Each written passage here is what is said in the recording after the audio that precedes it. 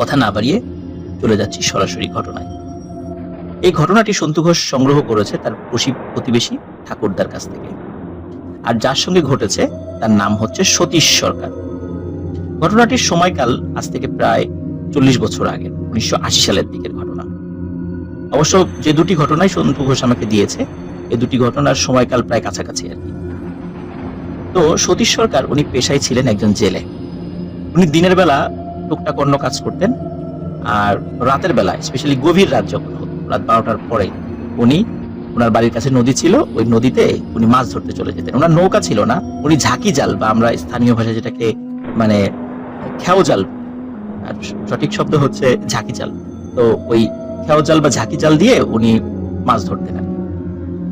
তো উনি এক রাত্রে যখন মাছ ধরার জন্য যাবেন প্রতি রাতের মতো, তো উনি যখন বের হবেন সবকিছু রেডি করেছেন, ওনার যে সমস্ত সরঞ্জামাদি, জাল, তারপরে ঝুড়ি, এই জিনিসগুলো। তো ওই সময় ছিল বর্ষাকাল। হঠাৎ করে প্রচন্ড বৃষ্টি শুরু হয়, সাথে ঝড়ও শুরু হয়। তো থামছেই না। উনি চিন্তা করলেন যে এখন যে ঝড় বৃষ্টি শুরু হয়েছে, এটা তো আসলে থামার কোনো লক্ষণ দেখি না, থাক আজকে রাত্রে আর মাছ ধরা সম্ভব হবে না মনে হচ্ছে, আজকে রাত্রে আর যাবো না। এই চিন্তা করে উনি আবার শুয়ে পড়েন। তো উনি যখন শুয়ে পড়েছেন, বাইরের ঝড় বৃষ্টির কারণে ওনার ঘুম সহজে আসছিল না। উনি দেখলেন যে ঘন্টাখানেক পরে বৃষ্টি কমে এসেছে আর ঝড়ও থেমে গেছে, কিন্তু তখনও গুড়ি গুড়ি বৃষ্টি পড়ছে। এমন অবস্থায় সতীশ সরকার উনি চিন্তা করলেন যে এই ঝিরঝির বা গুড়ি গুড়ি বৃষ্টিতে নদীতে মাছ ভালো পাওয়া যায়, মানে খেও জাল যখন দেয়া হয় তখন ভালো মাছ পাওয়া যায়। চিন্তা করেন এখনই মাছ ধরার উপযুক্ত সময়, তো ঘন্টাখানেক চলে গেছে, তাতে কোনো সমস্যা নাই, এখন আবার বের হই। এই চিন্তা করে উনি হালকা বৃষ্টির মধ্যেই বাড়ি থেকে বের হয়ে যান। উনি তখন ঘড়িতে দেখতে পান রাত প্রায় 2টো বাজে।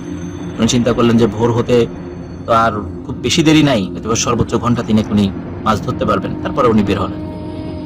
এখানে একটা বিষয় বলে রাখা ভালো, আমাকে সন্তু ঘোষ যেভাবে বলেছে সেটি হচ্ছে যে এই সতীশ সরকার উনি পেশায় জেলে এবং দিনের বেলা অন্যান্য কাজ করলেও উনি আর একটা কাজ জানতেন, সেটা হলো ঝাড়ফুঁক। গ্রামের বেশ কিছু মানুষ ওনার কাছে ছোটখাটো বিভিন্ন সমস্যা নিয়ে আসতেন, উনি ঝাড়ফুঁক করতেন। উনি ওনার সাধ্যমতো চেষ্টা করতেন তাদেরকে সহযোগিতা করার জন্য। উনি সাধারণত যখন বাড়ি থেকে বের হতেন রাতের বেলা, তখন উনি নিজের শরীরকে ঝাড়ফুঁক দিয়ে বন্ধ করে নিতেন, আর উনি এটা জানতেন। আর যারা রাতের বেলা মাছ ধরে তারা সবাই জানে যে মাছ রাতের বেলা ধরতে গেলে টুকটাক বিভিন্ন সমস্যা কিন্তু হয়, প্যারানরমাল সমস্যা, কেউ এসে মাছ চায়, এইরকম কিন্তু অসংখ্য ঘটনা আমরা এর আগেও শুনেছি বা আমরা বিভিন্ন সময় বলেছি। আর এটা হামেশা আসলে ঘটে, এটা উনি জানতেন। এই জন্য বাড়ি থেকে যখনই বের হতেন তখন ওই শরীর বন্ধ করে বের হওয়ার চেষ্টা করতেন আর কি। তো প্রতিদিনের মতো তিনি সেভাবেই বের হয়ে যান, ওই নদীতে চলে যান, বাড়ির কাছেই নদী ছিল। তো উনি যখন জাল ফেলা শুরু করেছেন, উনি দেখতে পান যে ওনার ওই ঝাঁকি জালে বেশ চিংড়ি মাছ ধরা পড়ছে। তো উনি যখন একটা জায়গায় জাল ফেলেন, ওখান থেকে যখন কিছু চিংড়ি মাছ পান, একই জায়গায় আবার জাল ফেললে সেখানে পান না, সেখান থেকে আরেকটু সাইডে সরে গেলে সেখানে উনি জাল ফেলে সেখানে চিংড়ি মাছ পান। তো এইভাবে উনি একবার জাল ফেলেন, সেখান থেকে আরেকটু এগিয়ে গিয়ে আবার জাল ফেলেন, সেখান থেকে এগিয়ে গিয়ে আরেকবার জাল ফেলেন। এইভাবে উনি প্রচুর চিংড়ি মাছ উনি পেয়ে যান আর কি। তো এভাবে উনি মাছ ধরতে ধরতে এমন সাইড দিয়ে মাছ ধরতে ধরতে চলে যাচ্ছিলেন, সেই দিক দিয়ে সাধারণত নদীর ওই সাইডটা দিয়ে আসলে সাধারণত খুব কম লোকই মানে জাল ফেলে আর বা মাছ ধরতে যায় রাতের বেলা। তো উনি ওই সাইড দিয়ে চলে যাচ্ছেন, যেহেতু মাছ উনি বেশি পাচ্ছেন, স্বাভাবিকভাবেই যাওয়াটাই স্বাভাবিক। তো হঠাৎ যেটা হয় সেটা হচ্ছে উনি যখন জাল ফেলেছেন, ওনার জাল মনে হচ্ছে নিচে ভারী কোনো কিছুতে আটকে গেছে। উনি কিছুতেই জাল টেনে তুলতে পারছেন। উনি চিন্তা করলেন যে বেশি টানাটানি করলে তো জাল ছিঁড়ে যাবে। এই জন্য যেটি করেন সেটি হচ্ছে উনি নদীতে নেমে পড়ে ডুব দিয়ে জাল ছাড়ানোর চেষ্টা করেন। উনি যখন ডুব দিয়ে উনি জাল ছাড়ানোর জন্য নিচে নেমেছেন, মানে নিচে, তো উনি দেখার চেষ্টা করছিলেন বা বোঝার চেষ্টা করছেন, রাতের মানে উপরে সূর্য থাকলে না হয় দিনের বেলা কিছুটা টের পাওয়া যায়, কারণ পানির নিচে অতি আলো যায়, আর রাতের বেলা তো কোনো আলো নেই। তো উনি হাতে বোঝার চেষ্টা করছিলেন যে আসলে কিসের সাথে ওনার জালটা বেঁধে গেছে। তো উনি যখন হাতড়ানো শুরু করেছেন, হঠাৎ একটা জায়গায় ওনার হাত পড়ে যায়। তো উনি ফিল করেন খুব ভারী কোনো কিছুর সাথে জালটা আটকে গেছে, এবং যেটার সাথে আটকে গেছে সেই জিনিসটা বেশ শক্ত না, মানে নরম নরম কিছু একটা এরকম মনে হচ্ছে। তারপরে ওনার দম কিন্তু ভালোই ছিল। যারা সাধারণত যারা জেলে বা এই মানে যারা ভালো সাঁতার জানে এদের কিন্তু পানির নিচে বেশ স্বাভাবিক আমরা যারা আছি তাদের থেকেও বেশ কিছু সময় তারা কিন্তু ডুব দিয়ে থাকতে পারে। এই জন্য একটু সময় উনি বেশি সময় নিয়ে উনি জালটা ছাড়াতে সক্ষম হন এবং উনি আবার উঠে পড়েন, উপরে উঠে পড়ে জালটা তখন টেনে তোলার পরে উনি জাল যখন ছাড়াচ্ছিলেন বেশ কিছু ময়লা আবর্জনা জালের সাথে ছোট ছোট ডালপালাও লেগে গিয়েছিল। উনি যখন সেগুলো পরিষ্কার করছিলেন হঠাৎ উনি একটা শব্দ শুনতে পান। মনে হচ্ছে নিচে ভুস করে পানির নিচ থেকে কিছু একটা ভেসে উঠেছে।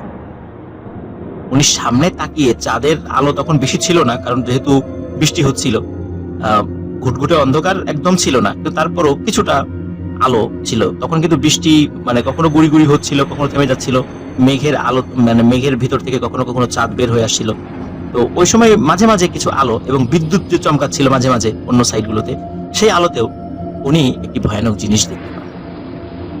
উনি দেখতে পান যে ঠিক যেই জায়গাটাতে ওনার জাল আটকে গিয়েছিল সেইখানে একটি লাশ ভেসে উঠেছে এবং উনি খুব বেশি দূরে ছিলেন না সেই লাশ থেকে এবং স্পষ্টভাবে দেখতে পান ওই লাশটি একজন মহিলার লাশ। উনি এটিও দেখেন যে মনে হচ্ছে মানে এটি সদ্য মারা গেছে এমন কোনো একজন মানুষের। যেহেতু উনি রাতে মাছ ধরতেন এবং দুষ্ট জিনের মায়াজাল সম্পর্কে ওনার টুকটাক ধারণা ছিল, উনি বুঝতে পারেন যে এটি কোনো স্বাভাবিক লাশ নয়, কারণ সদ্য মারা যাওয়া কোনো লাশ এভাবে ভেসে ওঠার কথা নয়। নিশ্চয়ই এটি প্যারানর্মাল কিছু, কারণ লাশ যদি ফুলে যেত তাহলে ভেসে উঠতো, কিন্তু এই লাশটা কেন ভেসে উঠেছে? নিশ্চয়ই তাকে এখানে ক্ষতি করার চেষ্টা করছে। এই জন্য উনি সেখান থেকে দ্রুত অন্যদিকে যাত্রা শুরু করেন। উনি আর পেছন ফিরে তাকানো নাই। ওনার ধারণাটা আসলে অমূলক ছিল না, ধারণাটা আসলে সত্যিই ছিল। তো উনি আর একদিকে চলে যান। ওই নদীর আর একটা সাইডে ছোট একটা খালের মতো আছে এবং ওই খালের সাইডে অসংখ্য কেওড়া গাছ রয়েছে।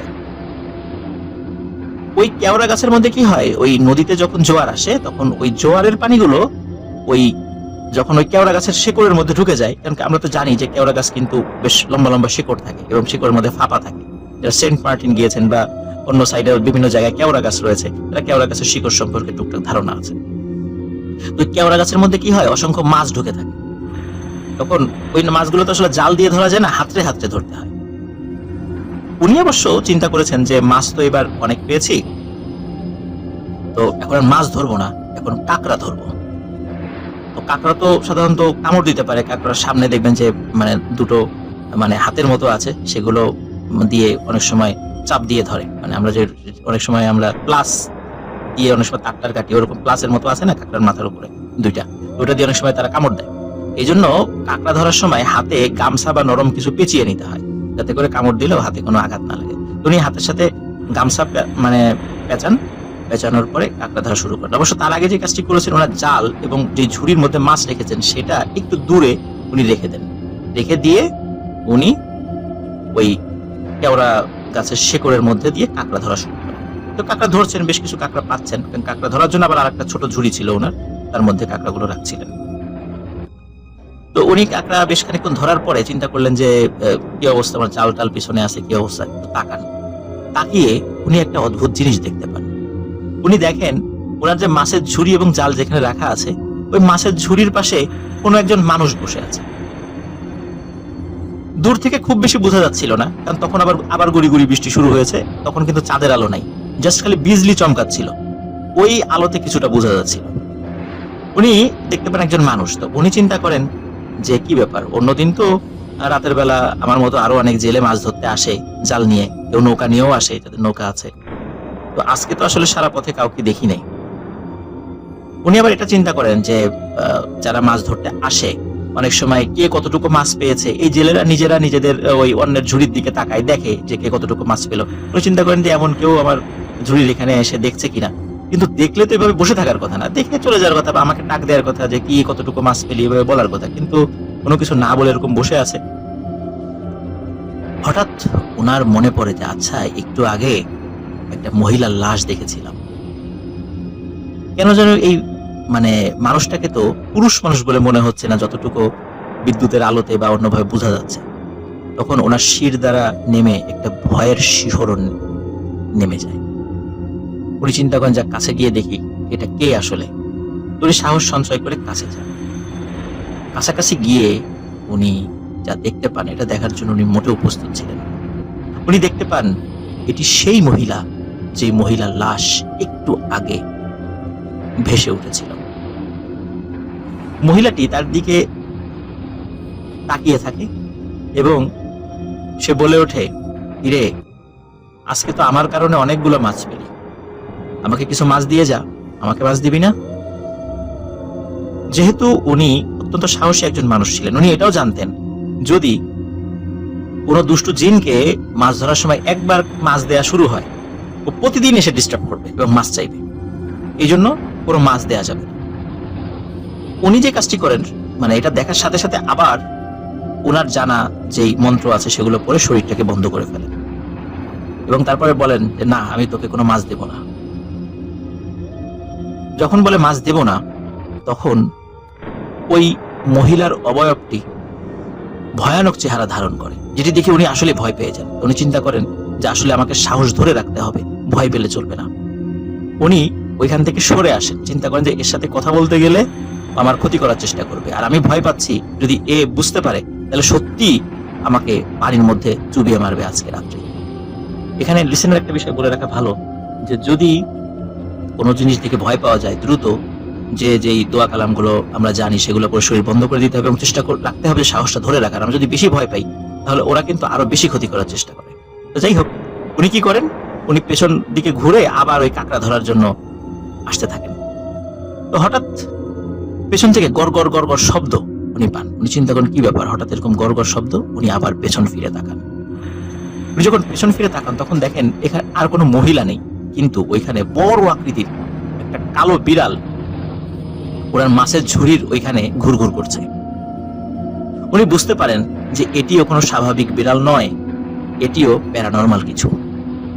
তো উনি সেদিকেও পাত্তা না দিয়ে আবার চলে আসতে থাকেন।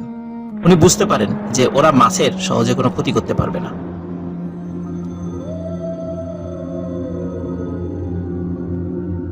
আর মাছেরও কোনো ক্ষতি করতে পারবে না। কিন্তু ওনার ধারণাটা আসলে ভুল ছিল। পেছন থেকে ভয়ানক একটি আওয়াজে ওই মহিলাটি আবারও বলে ওঠে, মাছ দিবি না, তবে জানটা দিয়ে যা। তখন উনি সত্যি ভয় পান। উনি বুঝতে পারেন যে আজকে ওনার একটা ক্ষতি হবেই। তখন উনি এই জাল এবং মাছ ফেলে জীবন বাঁচানোর জন্য দৌড়ানোর চেষ্টা করেন। শরীরের সর্বশক্তি দিয়ে উনি দৌড়ানোর চেষ্টা করলেও উনি পায়ে তেমন কোনো জোর পাচ্ছিলেন না। তারপরও উনি আগাচ্ছিলেন, কিন্তু মনে হচ্ছিল ওনার শরীর অনেক ভার হয়ে গেছে, উনি কোনো মতে আগাতে পারছিলেন না।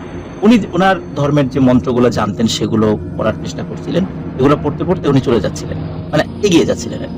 তো সাধারণত দেখা যাচ্ছে যে নদীর পাড়ে কিন্তু মানে এই সমস্ত কিছু কিছু জায়গায় শ্মশান থাকে। তো এমনই একটি শ্মশান ছিল নদীর কাছেই। তো উনি যেদিকে দৌড়াচ্ছিলেন ওদিকে শ্মশান ছিল। উনি শ্মশানের কাছে গিয়েই মোটামুটি শ্মশানের উপরেই সেন্সলেস হয়ে পড়ে যান। কতক্ষণ উনি সেন্সলেস হয়ে পড়েছিলেন তা উনি বলতে পারেন না। তবে ওনার যখন জ্ঞান ফেরে তখন দেখেন যে ভোরের আলো কেবল ফুটছে। উনি ওনার শরীরে প্রচন্ড ব্যথা অনুভব করেন এবং উনি যখন উঠে বসেন উনি দেখেন ওনার বুকে এবং পেটে ভয়ানক ভাবে, গভীর ভাবে আঁচড়ের দাগ রয়েছে।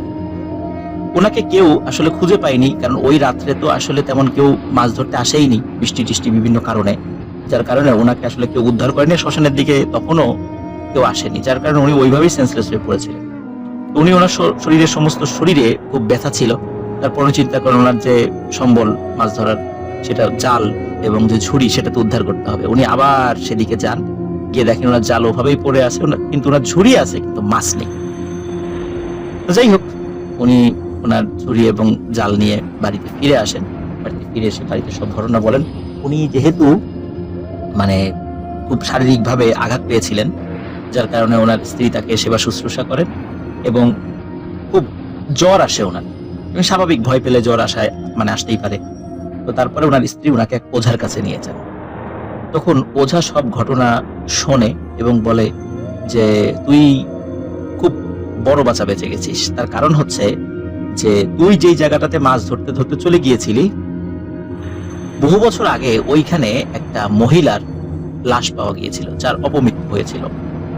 এরপর থেকে সাধারণত ঝড়ের রাত্রে যদি কেউ মাছ ধরতে যায় এবং কেউ যদি না থাকে, একা একা থাকে, তখন ওই মহিলার সুরত ধরে একটা দুষ্টু জিন সে মানুষকে ধোকা দিয়ে এবং মাছ ধরার লোভে ফেলে আস্তে আস্তে নদীর ওই ব্যাকওয়ার্ড সাইডে নিয়ে যাওয়ার চেষ্টা করে। তো যখন তোর লাশ মানে তুই লাশটা দেখেছিলি, তার আগেই তোর জালটা আটকে গিয়েছিল। যেহেতু তুই কিছু ঝাড়ফুঁক জানতি, নিজের শরীরটাকে বন্ধ করে নিয়েছিলি আগেই, এই কারণে তুই যখন ডুব দিয়েছিলি তখনই তোকে চুবিয়ে মেরে ফেলতো, তোকে আর উঠতে দিত না। কিন্তু তোর কোনো ক্ষতি করতে পারেনি, তুই জালটা ছাড়িয়ে উপরে উঠে পড়েছিলি। কিন্তু তারপরও তোর ক্ষতি করার চেষ্টা করেছে এবং কিছুটা সফল হয়েছে। এই জন্য আর কখনো ঝড়ের রাত্রে মাছ যদি পাসও, কিন্তু ওই সাইড দিয়ে আর কখনো যাবি না। ওঝা টুকটাক ঝাড়ফুঁক করে দেন এবং তাকে এই পরামর্শ দেন। যেহেতু সতীশ সরকার ওনার বয়স তখন ছিল 30 থেকে 35-এর মতো, একটা ইয়াং একজন মানুষ ছিলেন, যার কারণে উনি আসলে ওই বিষয়টা তখনও অন্য কারো মারফত জানতে পারেননি। এই কারণে উনি ভুলটা করেছিলেন। আর ওই রাত্রে অন্য কোনো মানুষজন তো ওইভাবে আসেও নাই, আর এই সুযোগটাই ওই মায়া জাদু জানা ওই দুষ্টু জিনটি নিয়েছিল, যে পরবর্তীতে তার শরীরে আঘাতও করেছিল। যদিও সেটা তার মনে নাই, কারণ জ্ঞান ফেরার পরে তিনি সেটা দেখেছিলেন। সতীশ সরকার এখনো জীবিত আছেন, ওনার বয়স এখন প্রায় 80 ছুঁই, অতিশীপর একজন বৃদ্ধ, কিন্তু ওনার এখনো কিন্তু মাছ ধরার নেশা আছে। এখন আর নাতিপুতি হয়ে গেছে, উনি মাছ ধরেন, দিনের বেলা ধরেন, নাতিপুতির সাথে নিয়ে যান, ছেলেবেলেদের সাথে নিয়ে যান, কিন্তু রাতের বেলা এখন আর মাছ ধরেন না। তো হয়তোবা সতীশ সরকার আমাদের গল্পটি শুনে থাকবেন। সতীশ সরকারের জন্য আমাদের শ্রদ্ধা রইল। আর সন্তু ঘোষ, সে চমৎকার ঘটনা পাঠাচ্ছে, তার কাছে আরো ঘটনার প্রত্যাশায় থাকলাম। এটি ছিল ঘটনা।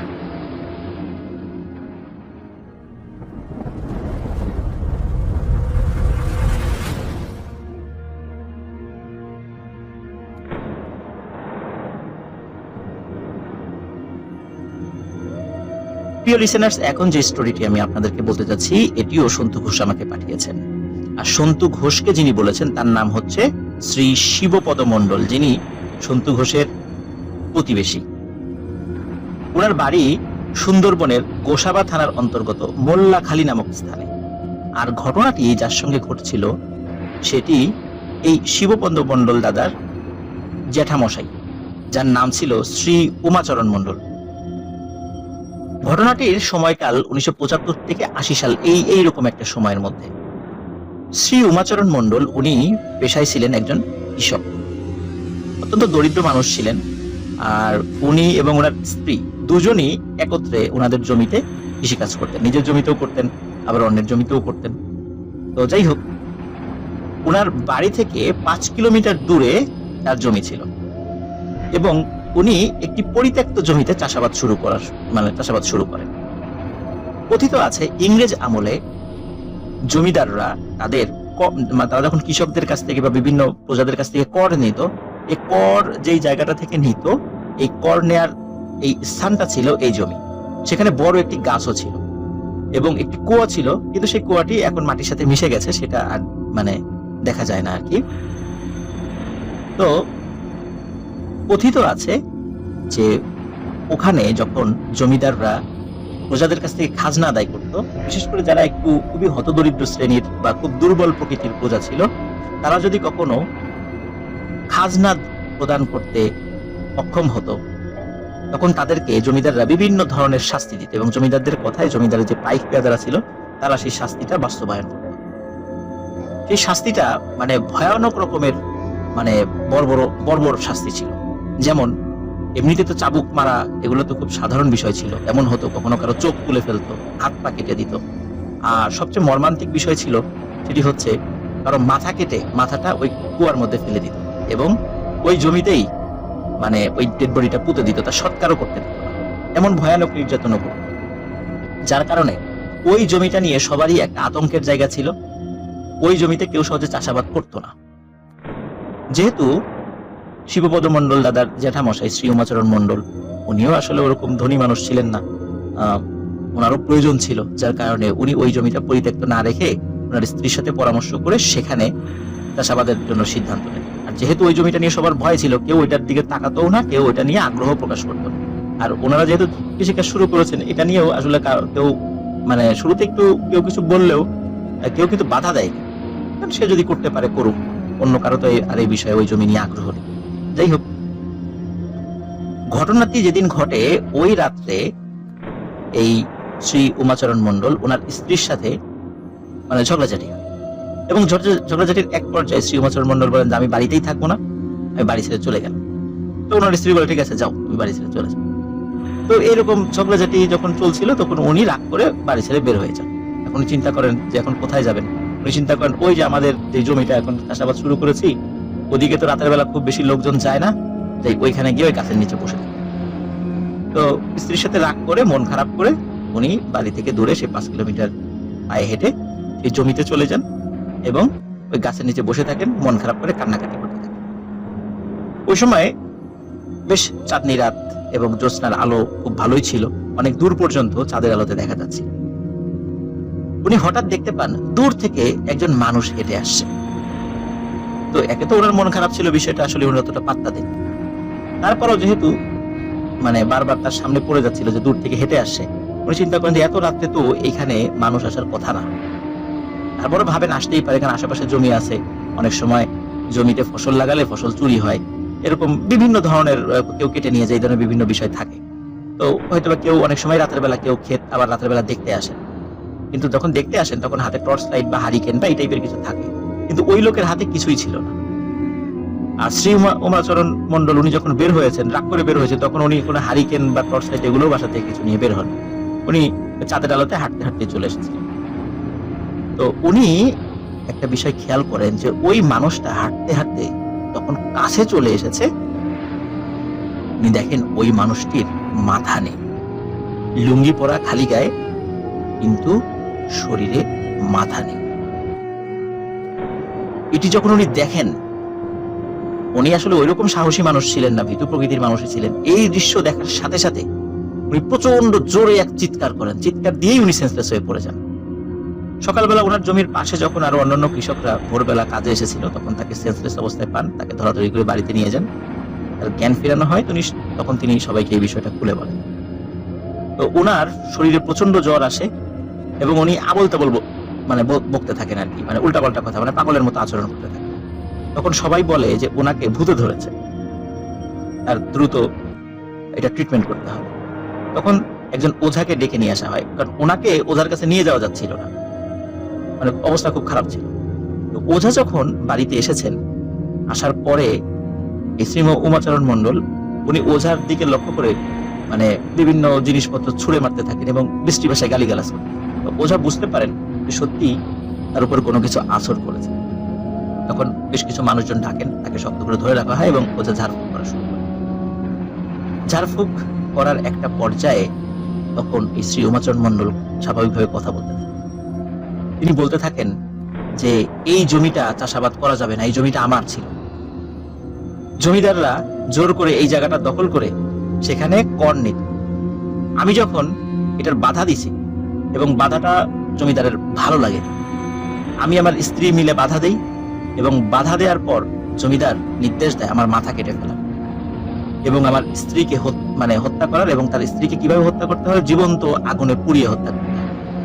তার শরীরে জ্বালানি তেল ঢেলে আগুন ধরিয়ে দেওয়া হয় এবং নির্মম ভাবে তার সামনেই তার স্ত্রীকে হত্যা করা হয় এবং তারপরে তার ধর থেকে মুন্ডুটা বিচ্ছিন্ন করা হয় এবং তার মাথাটা ওই কুয়ার মধ্যে ফেলে দেওয়া হয়েছিল। সুতরাং এই জমিতে কেউ আসতে পারবে না, এমনটি বলেন। আসলে বিষয়টা এরকম যে ওনাদের শুরুতেই আসলে জিন তারাই ওই জমিটা পাহারা দিয়েছিল, এই কারণে ওই জমিতে কেউ আসুক তারা সেটা চায় না। আর ওই জমিটা যেহেতু এমনিতেই হন্টেড ছিল, কারণ ঔপনিবেশিক শাসনামলে সেখানে ব্যাপক নির্যাতন হতো। তো এই ঘটনার পরে তখন ওঝা বলেন ঠিক আছে, এই জমিতে আর কেউ চাষাবাদ করবে না, তুমি ওর দেহ ছেড়ে চলে যাও। আর স্বাভাবিকভাবে যখন কোনো ওঝা ওই কোনো পজেসড কোনো মানুষকে মানে এটা বলেন এবং ওর ভিতরে থাকা দুষ্ট জিনকে বলেন যে ছেড়ে চলে যাও, তখন বিভিন্ন কোনো সাইন রেখে যেতে বলে। এরকম আমরা বিভিন্ন সময় শুনেছি বিভিন্ন ঘটনা। তো যেমন একটা সাইন রেখে যেতে বলে যে সে যখন চলে যাবে তখন সে একটা গাছের ডাল ভেঙে দিয়ে যাবে। এটা কিন্তু যে শুধু এই ঘটনার ক্ষেত্রেই তা না, এটা এখনো কিন্তু হামেশাই মানে ওই দেহ ছেড়ে চলে যাওয়ার সময় একটা প্রমাণ রেখে যেতে পারে। যাই হোক, তখন ওই মাথা কাটা ওই জিন সে যখন চলে যায় দেহ ছেড়ে, তখন সে গাছের একটি ডাল ভেঙে যায়, সেখানে আরো অনেক মানুষ সাথে ছিল। এরপর শ্রী উমাচরণ মণ্ডল উনি সুস্থ হয়ে যান এবং ওই জমিতে আর কোনো চাষাবাদ উনি করেননি। শুধু উনি কেন, এখন পর্যন্ত ওই জমি পরিত্যক্ত, ওখানে কেউ চাষাবাদ করে না। ঘটনাটি ছোট ছিল, যেটি সন্তু ঘোষ আমাকে পাঠিয়েছেন, তো আশা করি সবার ভালো লেগেছে। প্রিয় লিসেনার্স, আমি চেষ্টা করছি যে একদম গ্রামের ঘটনা বা আমাদের পরিচিত যে পরিবেশ, এই পরিবেশের ঘটনাগুলো আমি আপনাদের সামনে উপস্থাপন করার জন্য। সেটা ছোট হতে পারে, বড় হতে পারে, সেটা কিছু কিছু বিষয় কমন থাকতে পারে, কিন্তু তারপরেও আমি সেই রিয়েল মানে ভয়ের যে রিয়েল যে ফিলিংস, সেটা আমি আপনাদেরকে দেওয়ার চেষ্টা করছি। আমি জানি না আমি কতটুকু সফল হচ্ছি। সবাই ভালো থাকবেন, সুস্থ থাকবেন। আমাদের পরবর্তী রাতে যে ঘটনা আসছে সেই ঘটনার অপেক্ষায় থাকুন, সেটিও আপনাদের ভালো লাগবে। সবাই ভালো থাকবেন।